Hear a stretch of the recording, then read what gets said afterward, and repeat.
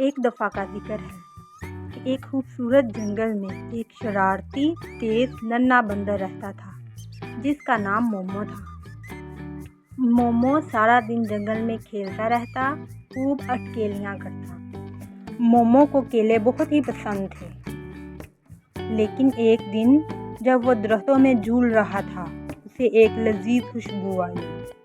उसने सोचा, ये क्या है? ये केले नहीं थे, ये नारियल भी नहीं थे, ये तो पास्ते की खुशबू है। उसने सोचा। मोमो इस खुशबू के पीछे पीछे चलता हुआ दादी हाथी के मकान तक पहुंच गया। हेलो मोमो, दादी हाथी ने कहा, जो एक बड़े बर्तन में कुछ पका रही थी। ये इतनी मज़ेदार खुशबू किस चीज़ की है? मोमो ने तजस्सुस से पूछा। उसकी दुम खुशी से हिल रही थी। ये स्पैगेटीज़ हैं, क्या तुम सीखना चाहते हो? ये कैसे बनाते हैं? जी हाँ, बिल्कुल, मोमो ने कहा। सबसे पहले स्टेप में नूडल्स उबालते हैं। दादी हाथी ने एक बड़े बर्तन में पानी भरा। एहतियात से मोमो, ये पानी गर्म है। हम इंतज़ार करते हैं कि पानी उबलने लगे। बुलबुले बनने लगे। मोमो ने तालियां बजाई। उबाल आ गया है।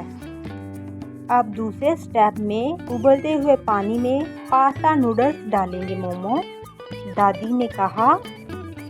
मोमो ने आहिस्ता आहिस्ता एक एक करके नूडल डाले और शायद एक नूडल उसके हाथ में ही रह गया। ओहो, मोमो हंस पड़ा।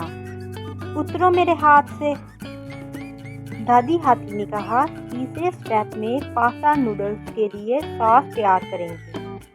जब पास्ता पक रहा था, दादी हाथी ने टमाटर काटे, चॉप चॉप चॉप।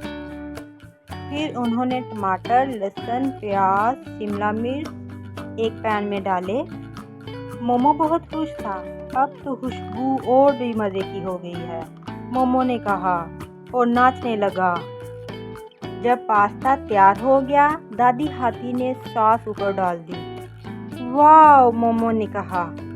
दादी हाथी ने अपने छोटे बेटे और मोमो को पास्ता नूडल्स डाल के दिए। मोमो ने कांटे से घुमाया, लेकिन एक नूडल बार बार फिसल कर नीचे गिर जाता। कहाँ भाग रहे हो? वापस आओ नूडल, वो हंस कर बोला। आखिरकार दोनों ने एक बड़ा निवाला लिया। यम यम यम, ये सबसे मज़ेदार पास्ता है, मोमो ने कहा।